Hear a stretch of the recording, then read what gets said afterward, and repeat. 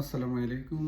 আরেকটা সিএনএন হেলথের রিপোর্ট যে বিভিন্ন আল্ট্রা প্রসেস ফুডসে যে অ্যাডিটিভস ব্যবহার করা হয়ে থাকে সেগুলি কিন্তু আপনার টাইপ 2 ডায়াবেটিস এর ব্যাপারে বেশ ভূমিকা পালন করে থাকে। অ্যাডিটিভসগুলো কি? অ্যাডিটিভসগুলো হচ্ছে যে যেমন আপনি সুন্দর একটা যে কালার দেখবেন বিভিন্ন ফুডসে, কালারটা অ্যাড করতে পারে। তারপর বিভিন্ন ধরনের যে সুগার অ্যাড করে থাকে, সেটি হতে পারে আর্টিফিশিয়াল সুগার হতে পারে।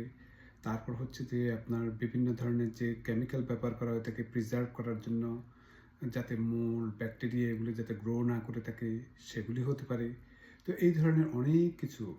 তো আমেরিকাতে একটা রিসার্চ দেখা গিয়েছে যে 70% of all foods in the grocery হচ্ছে যে আপনার আল্ট্রা প্রসেসড। তার মানে হচ্ছে যে এখানে কোনো না কোনো ধরনের কালার, ফ্লেভার এগুলি ব্যবহার করা হয়ে থাকে যাতে এটি শেলফ লাইফটা এক্সটেন্ড করা যায়, তারপর টেক্সচারটা যাতে একটা ক্রিয়েট করা যায় এগুলোর জন্য। তাছাড়া এই ফুডসগুলো যখন আপনার বিভিন্ন ধরনের প্লাস্টিকের মধ্যে বাজারজাত করা হয়ে থাকে, সেই প্লাস্টিক থেকে প্যাথালিনও আপনার ফুডে যেতে পারে।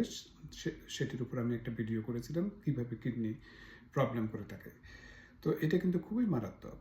তো এই যে বিভিন্ন অ্যাডিটিভ ব্যবহার করা হচ্ছে এবং এবং অনেক অ্যাডিটিভসগুলো আজকের রিসার্চে শুধু ডায়াবেটিসের উপর প্রভাব ফেলছে বলে জানিয়েছেন এবং অন্যান্য অনেক ধরনের প্রভাব ফেলতে পারে, যেমন কিডনি ড্যামেজ এবং অন্যান্য অনেক কিছু, অনেক ধরনের হেলথ কনসার্ন।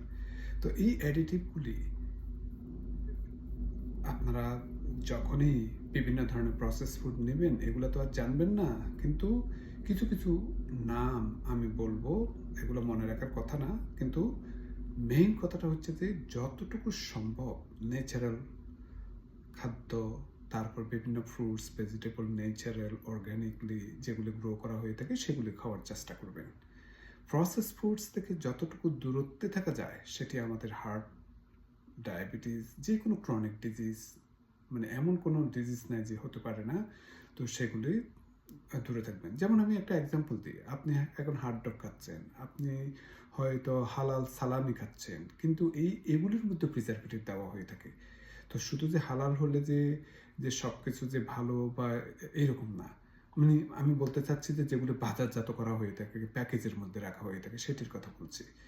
তো আর বিভিন্ন ধরনের সোডার মধ্যে যে বিভিন্ন কালার দেখেন, অ্যাসপার্টেম, বিভিন্ন ধরনের কর্ন সিরাপ ইত্যাদি দেওয়া হয়ে থাকে, এগুলো সবই ক্ষতি। তো সুতরাং প্রসেস ফুড থেকে দূরে থাকবেন। শুধুমাত্র যে অনেক কার্বোহাইড্রেট খেলে যে ডায়াবেটিস হবে তেমন না। Thank you.